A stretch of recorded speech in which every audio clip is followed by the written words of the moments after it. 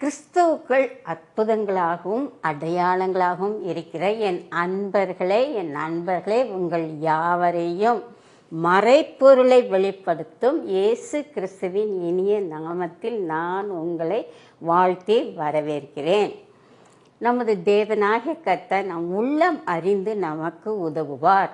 நம் விண்ணப்பத்தை கேட்டு விண்ணப்பத்திற்கு பதிலளித்து நமக்கு உதவுவார். உன் விண்ணப்பத்தின்படியே உனக்கு ஆகக்கடவது என்று கூறுவார். நம்முடைய விசுவாசத்தை அவர் பார்த்து 100க்கு அதிபதிக்கு சொன்ன அதே வார்த்தை நமக்கு இன்று கூறுவார்.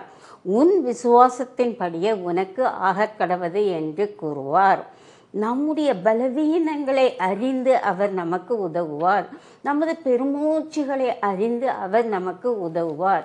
நம் சஞ்சலங்கள், நம் வருத்தங்கள் எல்லாவற்றையும் அவர் அறிந்திருக்கிறார். நாம் ஒரு பலமான, நலமான, ஆரோக்கியமான, செழுமையான ஒரு வாழ்வை நமக்கு கொடுக்க அவர் விரும்புகிறார். இன்றைக்கு நமக்கு கொடுக்கப்பட்ட நம்பிக்கையின் வார்த்தையை பற்றி நாம் இன்று ஆராய்ச்சி செய்யலாம். அந்த நம்பிக்கையின் வார்த்தை என்னவென்றால், நோ, நெவர், நெவர். இல்லை, இல்லவே இல்லை என்று அதை நாம் கூறலாம். ஆம், சில சமயங்களில் நம் தேவனாகிய கர்த்தர் நமக்கு சில காரியங்களை நோ, நெவர், நெவர், வேண்டவே வேண்டாம் என்று கூறுகிறார். ஆம், கண்காணிப்பில் அப்படி சில காரியங்களை வேண்டவே வேண்டாம் என்று கூறுகிறார். நம்மை சீர்படுத்துவதில் சில காரியங்களை வேண்டவே வேண்டாம் என்று கூறுகிறார். நம்மை உற்சாகப்படுத்துவதில் சில காரியங்களை வேண்டவே வேண்டாம் என்று கூறுகிறார். முதலாவதாக நாம் எடுத்துக்கொண்ட நோ, நெவர், நெவர், அது கண்காணிப்பை குறித்ததாக இருக்கின்றது. நம் தேவனாகிய கர்த்தர் நம் மீது கரிசனை கொண்டவராக இருக்கிறார். எனவே அவர் என்ன கூறுகிறார்?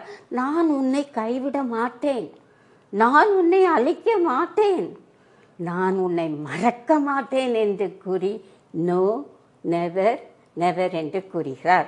அதை ஒரு வசனத்தின் மூலம் உங்களோடு கூட நான் வாசிக்க விரும்புகிறேன். உபாகமம் 4:31. உன் தேவனாகிய கர்த்தர் இரக்கமுள்ள தேவனாய் இருக்கிறபடியால் அவர் உன்னை கைவிடவும் மாட்டார், உன்னை அழிக்கவும் மாட்டார். உன் பிதாக்களுக்கு தாம் ஆணையிட்டு கொடுத்த உடன்படிக்கையை மறக்கவும் மாட்டார். ஆம், கைவிட மாட்டார். No, never, never. வருங்காலத்தை குறித்து திகில், பயம் நமக்குள் இருக்கலாம். நாம் கவலைப்படக்கூடாது. இயேசு கிறிஸ்து நம்மை கைவிட மாட்டார். நம்முடைய குடும்பத்தில் பிரச்சனைகள், கவலைகள், வேதனைகள், ஏமாற்றங்கள் வரலாம். அது நமக்கு மன பாரத்தையும் மன அழுத்தத்தையும் கொடுக்கலாம். என்றாலும் நாம் கவலைப்படக்கூடாது. நோ, நெவர், நெவர், நான் உன்னை கைவிட மாட்டேன் என்று இயேசு கூறுகிறார். கவலை நம் வாழ்க்கையில் இருக்கக்கூடாது. கவலை பிரச்சனையே ஒன்றும் அது தீர்த்துவிட முடியாது. அதனால்தான் இயேசு கிறிஸ்து மத்தேயு 6ஆம் அதிகாரத்தில் கொடுத்திருக்கிறார், நாளை குறித்து கவலைப்படாதிருங்கள். எண்ணத்தை குடிப்போம், எண்ணத்தை உண்போம், எண்ணத்தை உடுப்போம் என்று கவலைப்படாதிருங்கள். நீங்கள் கவலைப்படுவதினால் உங்களுடைய சரீர அளவில் ஒரு முளத்தை கூட்ட முடியுமா? முடியாது. எனவே கவலைகள், சஞ்சலங்களை எடுத்துக்கொண்டு நாம் இயேசுவிடம் ஓடி போக வேண்டும். துன்பம், துக்கம், கண்ணீரை அவர் கரத்தில் கொடுத்து விட வேண்டும். வருத்தம், சுமை, பாரம் அவருடைய பாதத்தில் வைத்து விட வேண்டும். அவர் நம்மை விசாரிக்கிறவர், நம் நலத்தை விசாரிக்கிறவர். நம்மை ஒருபோதும் கைவிட மாட்டார். நம்முடைய வாழ்க்கை ஒரு மகிழ்ச்சிகரமான வாழ்க்கையாக அவர் மாற்றுவார். சில வேளைகளில் மிஞ்சின பாரம் நமக்கு வரலாம். அப்போது இயேசு கூறுகிறார், உன் பாரத்தை என்மேல் வைத்துவிடு, நான் உன்னை ஆதரிப்பேன், நீதிமானை ஒருபோதும் கைவிட மாட்டேன் என்று கூறுகிறார். யோபுவை போல நமக்கு மிகுதியான பாரங்கள் வரலாம். யோபு என்ன கூறுகிறான்? என் சஞ்சலம் கடற்கரை மணலை விட பெரிதாய் இருக்கிறது. எனது துக்கம் அளவிட முடியாது என்று கூறுகிறான். எரேமியாவைப் போல சில வேளை பாரத்தினால் நாம் புலம்பலாம். புலம்பல் 5:5 இவ்வாறு அவர் புலம்புகிறார். பாரம் சுமந்து எங்கள் கழுத்து நோகிறது, எங்களுக்கு இளைப்பாறுதல் இல்லை என்று கூறலாம். தாங்கக்கூடாத பாரம் வந்தால் என்ன செய்ய வேண்டும்? இயேசுவிடம் செல்ல வேண்டும். அவர் அந்த பாரத்தை தூக்கி எறிந்துவிட்டு நம்மை அவரது தோளின் மேல் ஏற்றிக்கொண்டு நம் வாழ்க்கையை அவர் நடத்தி கொண்டு போவார். எனவே அவர் நம்மை கைவிட மாட்டார். அவர் நம்மை அழிக்க மாட்டார். அவர் நமக்கு இளைப்பாறுதல் தான் கொடுப்பார். யாருக்கெல்லாம் இளைப்பாறுதல் கொடுப்பார் என்று வேதம் கூறுகிறது? இயேசுவினிடம் ஓடி வருகிறவர்களுக்கு இளைப்பாறுதல் கொடுப்பார். இயேசுவின் மேல் நம்பிக்கையாய் இருப்பவர்களுக்கு இளைப்பாறுதல் கொடுப்பார். நன்மையை செய்து செம்மையானதை செய்து இயேசுவுக்கு கீழ்ப்படிந்து நடக்கும் பொழுது நமக்கு இளைப்பாறுதல் கொடுப்பார். தாவீது என்ன கூறுகிறான்? கர்த்தர் எனக்கு இளைப்பாறுதலை கொடுத்தார், எனக்கு ஒரு வீடு கட்டி கொடுத்தார் என்று கூறினான். அதே போல நாமும் கூற வேண்டும். கர்த்தர் எனக்கு இளைப்பாறுதலை கொடுத்தார், எனக்கு ஒரு அருமையான வீட்டை கட்டி கொடுத்தார். உன் அலங்கத்துக்குள்ளே சமாதானம் இருக்கும், உன் அரண்மனைக்குள் சுகம் இருக்கும் என்று கூறுகிறார். எனவே நமக்கு கர்த்தர் தேவை. அவர் நம்மை அழிக்க மாட்டார். நாம் கர்த்தருக்குள் மரித்தால் கூட நாம் இளைப்பாறுதல் அடையக்கூடியவர்களாக இருக்கிறோம் என்று வேதம் கூறுகிறது. கர்த்தருக்குள் மரிப்பவர்கள் பாக்கியவான்கள், அவர்கள் பிரயாசங்களை விட்டொழிந்து இளைப்படைவார்கள். தாவீது மற்றொரு வசனம் கூறுகிறான். கர்த்தர் எனக்கு இளைப்பாறுதலை கட்டளையிட்ட போது எனக்கு விரோதிகளும் இல்லை, இடையூறும் இல்லை என்று கூறுகிறார். பிலிப்பைன் நாட்டில் ஒரு லாரி டிரைவர் அநேக மூட்டைகளை ஏற்றிக்கொண்டு சந்தைக்கு போய் கொண்டிருந்தான். போகிற வழியில் ஒரு வயதான கிழவன் ஒரு பாரமான மூட்டையை தலையில் சுமந்து கொண்டு தள்ளாடி நடந்து சென்றான். லாரி டிரைவர் மனம் இறங்கினான். அவனை தன் லாரியில் ஏற்றிக்கொண்டு உன்னை கொண்டு சந்தையில் விடுகிறேன் என்று கூறினான். அவன் ஏற்றிக்கொண்டு போய்கொண்டு இருக்கும் பொழுது பின்னால் திரும்பி பார்த்தால் அந்த வயதானவர் அந்த மூட்டையை தலையில் வைத்து கொண்டு பாரத்தோடு நின்று கொண்டிருந்தார். இதை போல்தான் நாமும் சில சமயங்களில் இருக்கிறோம். வருத்தப்பட்டு பாரம் சுமக்கிறவர்களை என்னிடத்தில் வாருங்கள் என்று கூப்பிடுகிறார். நாம் அவரிடத்தில் போவோம். மனபாரத்தை, நமக்கு இருக்கும் துக்கத்தை, துன்பத்தை கர்த்தரிடத்தில் கொடுக்காமல் நாமே அதை அனுபவித்து மிகவும் இளைப்பாறுதல் இல்லாமல் இருப்போம். அப்படி இருக்கக்கூடாது. கர்த்தர் நோ நெவர் என்று சொன்னால் எஸ் லார்ட், நான் பார்த்த மூட்டை கொடுத்துட்டேன், எனக்கு இந்த பாரம் வேண்டாம் என்று சொல்ல வேண்டும். அவர் நம்மை மறக்க மாட்டார். அவர் எப்பொழுதும் நம் நினைவாக இருக்கிறார். அவர் அன்புள்ளவர். இதைத்தான் ஒரு வசனம் கூறுகிறது. அந்த வசனத்தை இப்பொழுது நான் வாசிக்கிறேன். ஏசாயா 49:15, ஸ்திரீயானவள் தன் கற்பத்தின் பிள்ளைக்கு இறங்காமல் தன் பாலகனை மறப்பாளோ? அவர்கள் மறந்தாலும் நான் உன்னை மறப்பதில்லை. சில சமயங்களில் நாம் புலம்பிக் கொண்டிருப்போம், கர்த்தர் என்னை மறந்து விட்டார், என் ஜபத்துக்கு பதிலளிக்கவில்லை, என் எதிர்காலத்தை பற்றி அவர் நினைக்கவில்லை என்று புலம்பிக் கொண்டிருப்போம். ஆனால் கர்த்தர் உறுதியளிக்கிறார். ஸ்திரீயானவன் பாலகனை மறந்தாலும் நான் உன்னை மறக்க மாட்டேன் என்று கூறுகிறார். கணவன் மனைவியை கைவிட்டு விடலாம், மனைவி கணவனை கைவிட்டு விடலாம், பெற்றோர்கள் பிள்ளைகளை கைவிட்டு விடலாம், டாக்டர் பேஷண்ட்டை கைவிட்டு விடலாம். ஆனால் கர்த்தர் ஒருபோதும் நம்மை கைவிடுவதில்லை, நம்மை மறப்பதில்லை, நம்மை நினைவு கூர்ந்து இருக்கிறார். நம்மில் அநேகர் நம்மை மறந்து தூஷிப்பார்கள். யோபுவை எடுத்துக்கொள்ளுங்கள். யோபுவின் மனைவி என்ன சொன்னார்? தேவனை தூஷித்து ஜீவனை விடும் என்று கூறினாள். அப்பொழுது யோபு சொன்னான், என் பந்து ஜனங்கள் எல்லாம் என்னை விட்டு விலகி போனார்கள், என்னை மறந்து போனார்கள் என்று கூறுகிறான். தாவீது என்ன கூறுகிறான்? நான் தனிமையில் இருக்கும் பொழுது செத்தவனை போல இருந்தேன், உடைந்த பாத்திரத்தை போல இருந்தேன் என்று கூறுகிறான். அப்படிப்பட்ட நேரத்தில் இயேசுவிடம் செல்லும் பொழுது அவர் நம்மை ஆதரிப்பார், நம்மை தேற்றுவார். நாம் சிறுமையும் எளிமையுமானவர்கள். தேவன் என்ன கூறுகிறார்? எப்ராயிமே, நான் உன்னை எப்படி கைவிடுவேன்? மனுஷரை கட்டி இழுக்கும் அன்பின் கயிறுகளால் உன்னை நான் கட்டி இழுப்பேன் என்று கூறுகிறார்.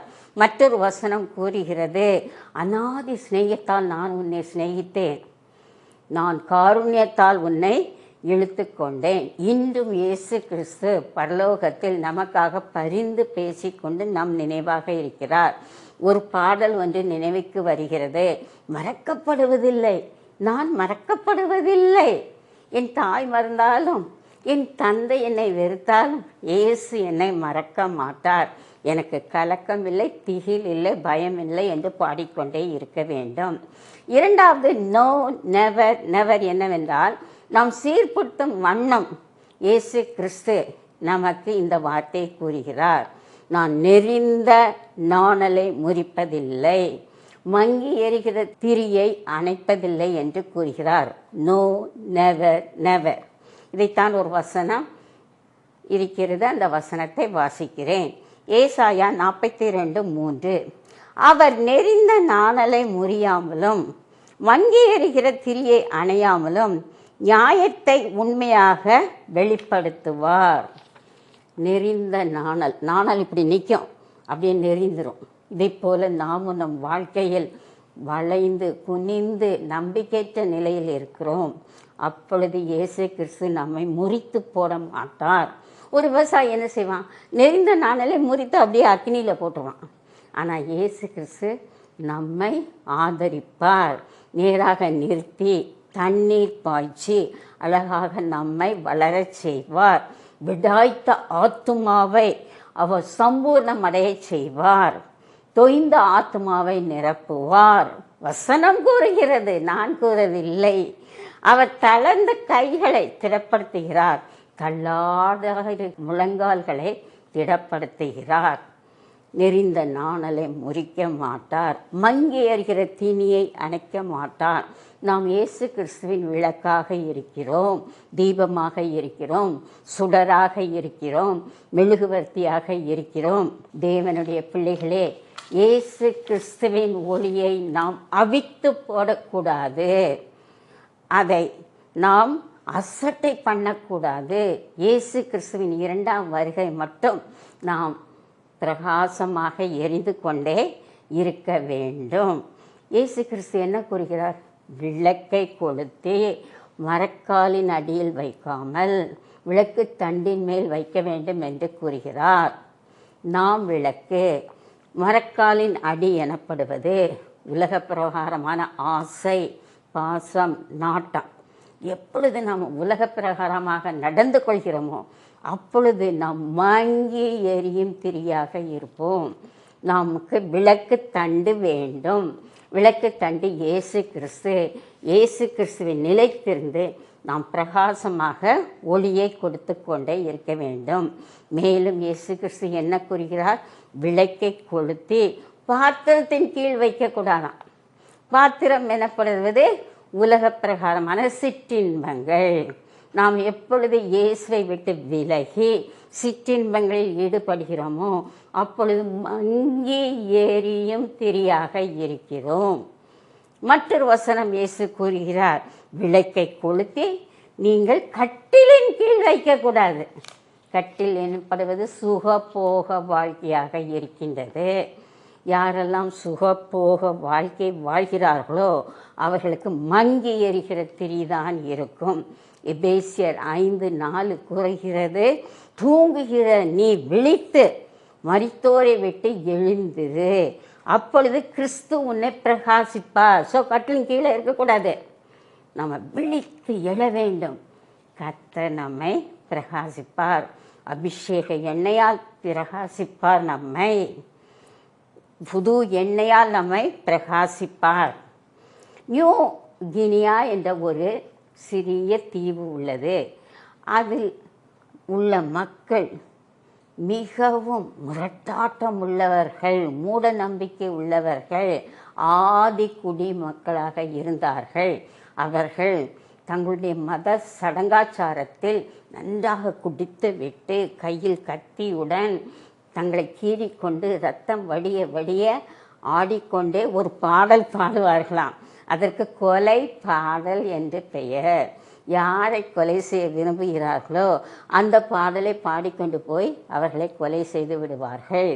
அப்படிப்பட்ட அந்த தீவிற்கு மிஷனரிமார்கள் வந்தார்கள். இயேசுவின் அன்பை கொடுத்தார்கள், வேதத்தை கொடுத்தார்கள். அநேக கிறிஸ்தவர்கள் ஆனார்கள். அப்பொழுதும் அவர்கள் அந்த கொலை பாடலை பாடுவார்கள். எதற்கு பாடுவார்கள் என்றால், பாவத்தை வெறுத்து பாவத்தை நாங்கள் கொலை பண்ணுகிறோம் என்று சொல்லி பாடுவார்களாம். பின்பு ஒரு தீவெட்டியை எடுத்துக்கொண்டு வந்து இயேசுவுக்கு நான் ஒளியாய் இருக்கிறேன் என்று கூறுகிறார்கள். இதே போல நாம் பாவத்தை கொலை செய்து இயேசுவின் ஒளியாக இருக்க வேண்டும். மூன்றாவது, நோ, நெவர், நெவர். எது என்றால், உற்சாகப்படுத்தும் வகையில் இயேசு கிறிஸ்து இதை கூறுகிறார். இல்லை, இருக்கவே இருக்காது என்று கூறுகிறார். அதாவது, என் மகளே மகனே, தத்தளிப்பின் பாத்திரம் உனக்கு இருப்பதில்லை, அதை எடுத்து போட்டு விடுவேன். உக்கிரத்தின் பாத்திரம் உன்னிடம் இருக்காது, அதை எடுத்து போட்டு விடுவேன். No, never, never. அந்த வசனத்தை இப்பொழுது நான் வாசிக்கிறேன். ஏசாயா 51:22. கர்த்தராகிய உன் ஆண்டவரும் தம்முடைய ஜனத்துக்காக வழக்காட போகிற உன் தேவனுமா இருக்கிறவர் சொல்லுகிறது என்னவென்றால், இதோ தத்தளிப்பின் பாத்திரத்தை உன் கையிலிருந்து நீக்கி போடுவேன். இனி என் உக்கிரத்தினுடைய பாத்திரத்தின் வண்டல்களை நீ குடிப்பதில்லை. தத்தளிப்பின் பாத்திரம். சில வேளைகளில் துன்பம், துக்கம், கண்ணீரில், கடலில் இருந்து, ஆழமான கடலில் இருந்து தத்தளிப்புடன் இருக்கிறோம். கரையில் சேர முடியாத நிலையில் இருக்கிறோம். தத்தளித்து கொண்டு இருப்பதின் மூலம் நாம் என்ன செய்கிறோம்? நாம் தோல்வியை அடைகிறோம். அப்பொழுது இயேசு கிறிஸ்து, மை சைல்டு, நோ, நெவர், உனக்கு தத்தளிப்பின் பாத்திரம் வேண்டாம் என்று அந்த பாத்திரத்தை எடுத்து தூக்கி போட்டு விடுவார். அதே போல் தேவனுடைய கோபாக்கினை நமக்கு மேல் வரும். அப்பொழுது உக்கிரத்தின் பாத்திரம் நம் கரத்தில் இருக்கும். அதில் என்ன இருக்குமா? வண்டல்கள் இருக்குமா, கசடுகள். அதான் தேவனுடைய கோபம் பற்றி எரியும் நமது பாவத்து நிமித்தம். அந்த கோபத்தை இயேசு கிறிஸ்து என்ன செய்வார்? அந்த பாத்திரத்தை நம் கரத்தில் இருந்து எடுத்து தூக்கி போட்டு விடுகிறார். மனம் தத்தளிக்க விட மாட்டார். இருதயம் நொறுக்கப்பட விட மாட்டார். சரீரத்தை நடுங்க கொள்ள விட மாட்டார். பயத்தின் மூலம் எதிர்காலத்தை குறித்த பயம் இருக்கலாம்.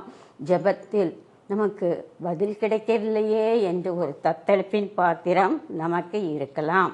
எங்கு பார்த்தாலும் தத்தளித்து கொண்டே இருப்போம். பகை இருக்கும், திகைப்பு இருக்கும். அப்பொழுது இயேசுவே, என்னால் கரை சேர முடியவில்லை, நீர் வாரும் என்று அழைக்கும் பொழுது அவர் வந்து தத்தளிப்பின் பாத்திரத்தை எடுத்து போடுவார். அப்பொழுது நமக்கு ஒரு சமூல நன்மையான வாழ்க்கை கிடைக்கும். சில இடங்களில் நாம் வெட்கி தலை குனிந்து நிற்போம். இயேசு கிறிஸ்து வந்து தத்தளிப்பின் பாத்திரத்தை எடுத்து போட்டு நம்மை நிமிர்த்தி வைப்பார்.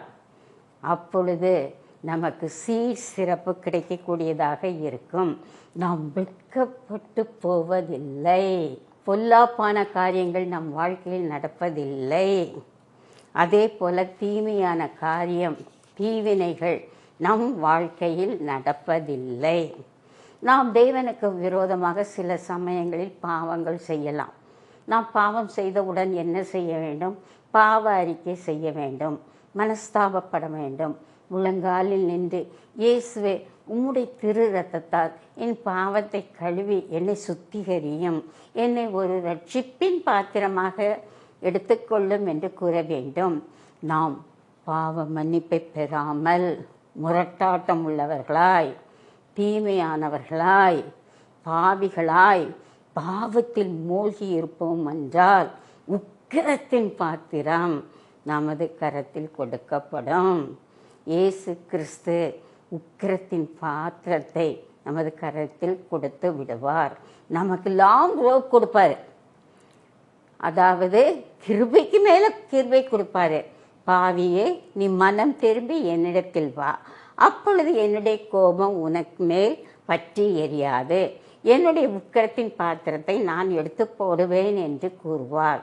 அப்படியும் நாம் தேவனுக்கு கீழ்ப்படியாமல் பாவத்தில் மூழ்கி இருப்போம் என்றால் நிச்சயமாக உக்கிரத்தின் பாத்திரம் நமக்கு வரும்.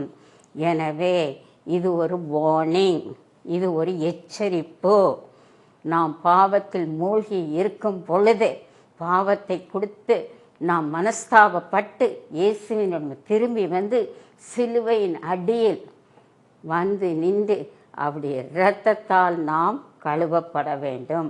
அப்பொழுது நம்மளுக்கு சந்தோஷம் கிடைக்கும், சமாதானம் கிடைக்கும். ஒரு கிறிஸ்தவர் அல்லாத ஒரு சகோதரன் கிறிஸ்தவரை பார்த்து கேட்டாராம், பரலோக ராஜ்யத்தின் சந்தோஷத்தை, சமாதானத்தை, மகிமையை இந்த பூலோகத்தில் நாம் பெற முடியுமா என்று கேட்டானாம்.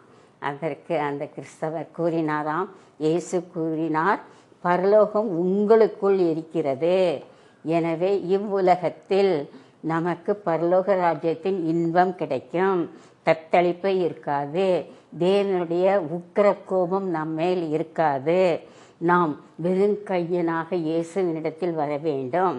அவர் கரம் நிறைய நமக்கு சந்தோஷம், சமாதானம், அவருடைய கிருபை, இரக்கம், பாவம் மன்னிப்பு, ரட்சிப்பு எல்லாவற்றையும் கொடுப்பார்.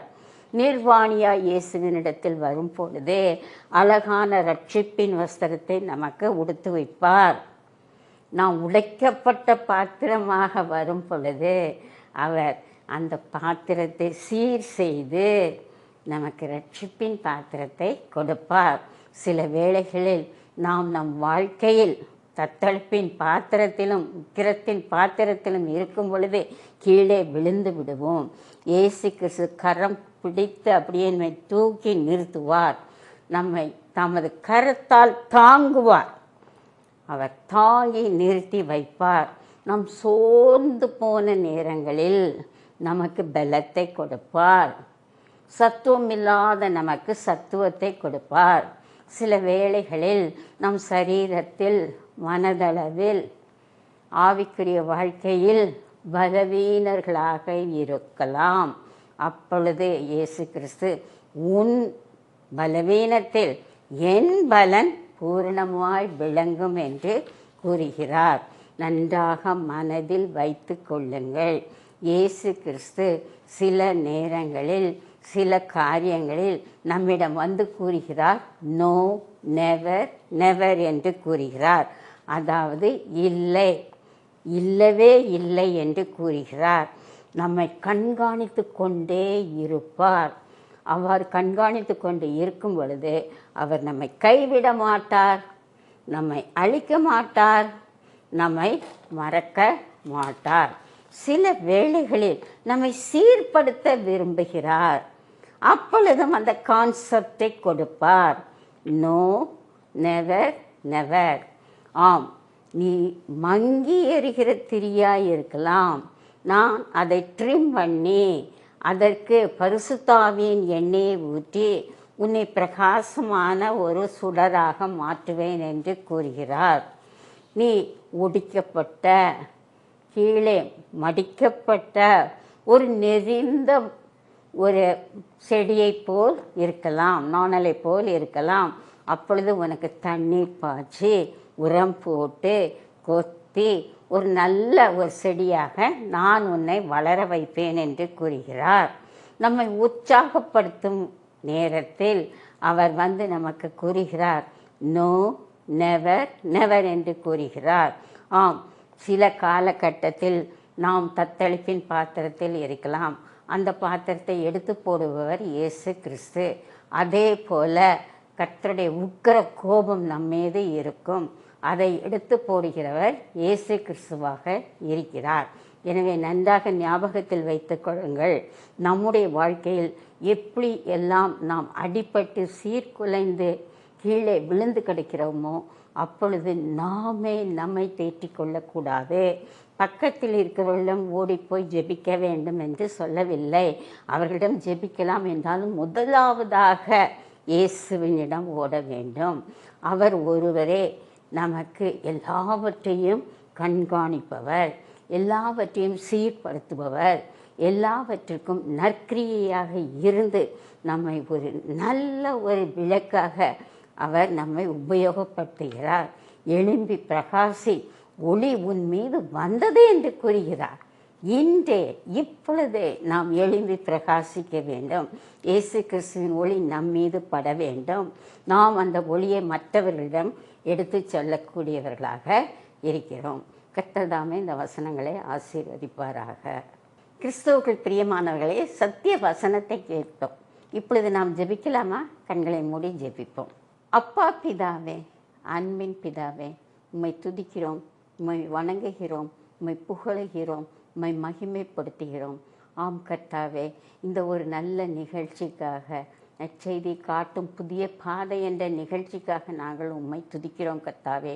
இந்த நிகழ்ச்சியின் மூலம் நாங்கள் பல சத்தியங்களை வேதத்திலிருந்து கற்றுக்கொள்கிறோம் கர்த்தாவே. ஆம் கர்த்தாவே, நாங்கள் ஒன்றுமில்லாத ஒரு பாத்திரமாக இருக்கிறோம், வெறுமையான பாத்திரமாக இருக்கிறோம் கர்த்தாவே. உடைக்கப்பட்ட பாத்திரமாக இருக்கிறோம், அவமானப்பட்ட பாத்திரமாக இருக்கிறோம், கீழே தள்ளப்பட்ட பாத்திரமாக இருக்கிறோம் கர்த்தாவே. எங்களுக்கு ஆறுதலான வசனங்களை கொடுத்தீர், அதற்காக உம்மை துதிக்கிறோம் கர்த்தாவே. எங்கள் அருகில் வந்து, என் மகளை நான் உன்னை கண்காணிப்பேன் என்று கூறினீர், அதற்காக உம்மை துதிக்கிறோம் கர்த்தாவே. ஒரு வசனத்தை நினைவு கூறுகிறோம், என்னுடைய சமூகம் உனக்கு முன்பாக செல்லும் என்று கூறியிருக்கிறீர் கர்த்தாவே. இப்பொழுதும் எங்கள் வாழ்க்கையில் உம்முடைய சமூகம் எங்களுக்கு முன்பாக செல்ல வேண்டும். அப்பொழுது நீர் எங்கள் தடைகளை மாற்றி போட வல்லவராய் இருக்கிறீர், எங்கள் குறைகளை நிறைவாக்க வல்லவராய் இருக்கிறீர், எங்கள் துன்பத்தை இன்பமாக மாற்ற இருக்கிறீர் கர்த்தாவே. ஆம் கர்த்தாவே, நீர் எப்பொழுதும் எங்களோடு கூட இருக்க வேண்டும். உம்முடைய பிரசன்னம் எங்களுடைய வலது பாரசத்தில் இருப்பதால் நாங்கள் அசைக்கப்படுவதில்லை, வெட்கப்பட்டு போவதில்லை, கீழே தள்ளுண்டு போவதில்லை கர்த்தாவே. ஆம் கர்த்தாவே, நீர் வாரும் கர்த்தாவே, வந்து எங்கள் கையில் இருக்கும் இந்த தத்தளிப்பின் பாத்திரத்தை எடுத்து போடும். எங்களுக்கு ஒரு இளைப்பாறுதலான வாழ்க்கையை கொடும், சமாதானமான வாழ்க்கையை கொடும், சந்தோஷமான வாழ்க்கையை கொடும் கர்த்தாவே. உம்முடைய உக்கிர கோபத்திலிருந்து எங்களை விலக்கி காத்து கொள்ளும் கர்த்தாவே. நீ நல்லவர், வல்லவர், அன்புள்ளவர், கிருபையுள்ளவர் கர்த்தாவே. நீ செய்ய போகிறதுக்காக நன்றி நன்றி நன்றி. நாங்கள் இந்த ஜெபத்தை எங்கள் அன்பின் பிதாவாகிய இயேசு கிறிஸ்துவின் இனிய நாமத்தில் வேண்டிக் கொள்கிறோம் கர்த்தாவே. ஆமென் ஆமென்.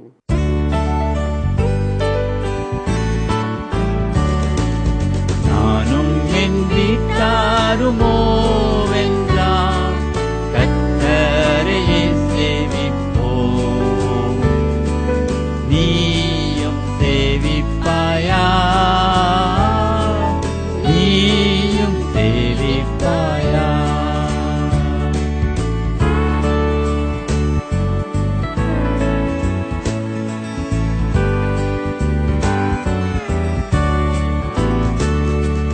கர்த்தரையே சேவிப்பது ஆகாததென்று கண்டார். கர்த்தரையே சேவிப்பது ஆகாததென்று கண்டார். யாரை சேவிப்பாய் என்பதை இன்றே தீர்மானிப்பாய்.